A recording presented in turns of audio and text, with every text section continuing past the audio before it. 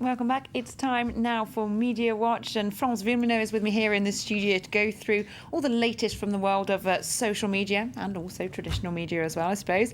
Florence, we're starting off now with the story that's trending today, which is, of course, the US election. And Barack Obama, he tweeted after his victory, and that's broken all Twitter records. That's right. It's the most tweeted, retweeted tweet of all time so far. And here it is. Take a look. 4 more years, says Barack Obama, and there's a picture of him hugging his wife, Michelle. Now, he tweeted that at 8:16 Eastern Standard Time, and within 22 minutes, it was the most popular tweet of all time. Now, it's been retweeted over 500,000 times so far. In fact, a lot of people discovered the election result with this tweet of his.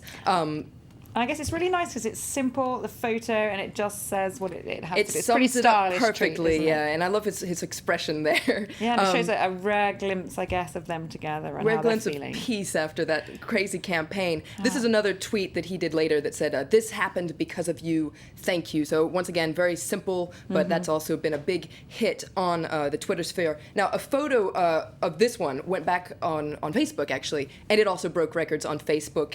It was the most liked photo. Over 3.5 million likes. Now, Mitt Romney hasn't tweeted quite yet, but a lot of other people have been tweeting how happy they are about election. Just to take a quick look, for instance, Lady Gaga, so the person with the most followers on Facebook, she says, "We just couldn't be happier, my goodness, the joy when freedom prevails," and there's a photo of her looking happy. Looking happy with her buddies there.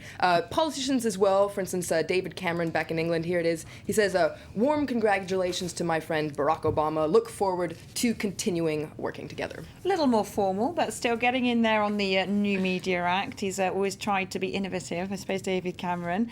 Meanwhile, François Hollande, he has written a lovely letter to More Barack Obama traditional, congratulating, yes. but it's getting a bit of attention for the wrong reasons, isn't it? That's right. It's not so much the content that's getting attention. It's his little handwritten note at the bottom, which you can see right here. He signed, "Friendly François Hollande," which in English doesn't really mean anything. I think what he meant to say was "amicalement," which would be warm Best regards. Best warm regards. Exactly. But he doesn't. It's quite cute though. Friendly François Hollande. Friendly I think he should François. keep that signature. Must have made Obama smile for sure. Yeah. Now, but he is unfortunately getting a lot of flack for this on Twitter. For instance, here's this guy Charles Pellegrin, who says, "Dear followers, François Hollande sent congratulations to Obama. Used one word of English and got it wrong. Friendly." You think someone could check, but no. I guess you know. Well, it's true, and someone might have checked, but it was probably his idea. But it seems like it's not as bad as what Nicolas Sarkozy, so the former president, did back in 2008 when he wrote to congratulate Obama. He said, "Cher Barack,"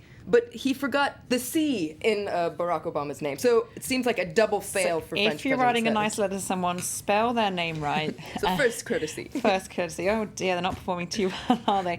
Okay, back to the US. The Conservatives there reacting to the vote. Obviously, lots of them not very happy. That's right. I think you could quite honestly say that Conservatives freaked out when they started getting their election results. Perhaps most notably Donald Trump. Now let's take a look at a couple of his tweets. He never holds back. He never holds back. Donald. "We can't let this happen. We should march on Washington and stop this travesty. Our nation is totally divided." He later said.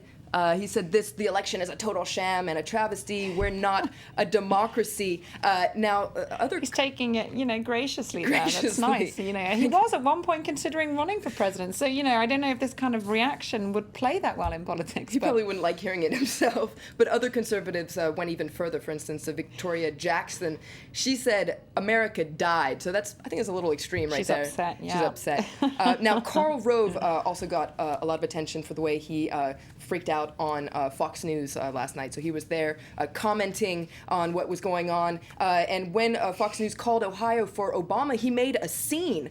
He lectured the anchors and told them that they should recount. There weren't enough results coming in. They were, being premature. One of the anchors actually said the whole thing was awkward. It sounds awkward, According it sounds like to a terrible Slate, scene. This is actually a photograph there from the scene. According to Slate, what he was actually showing was the 5 stages of grief. So denial, anger, bargaining, depression, and acceptance, which doesn't seem like he's shown quite yet. Okay, so Karl Rove, former Bush advisor there, yet to accept the news, we can understand.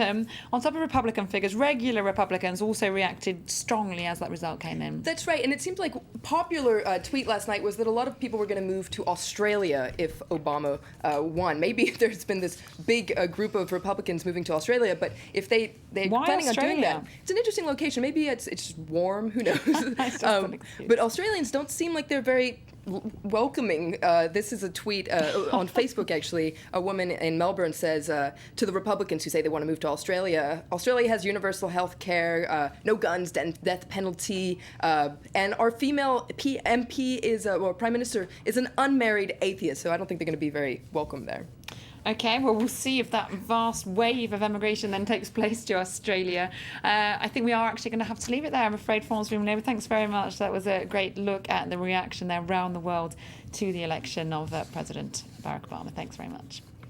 Well, do stay tuned here to France 24. Coming up right now, it's time for the very latest of the rest of what's happening on the internet. It's web news.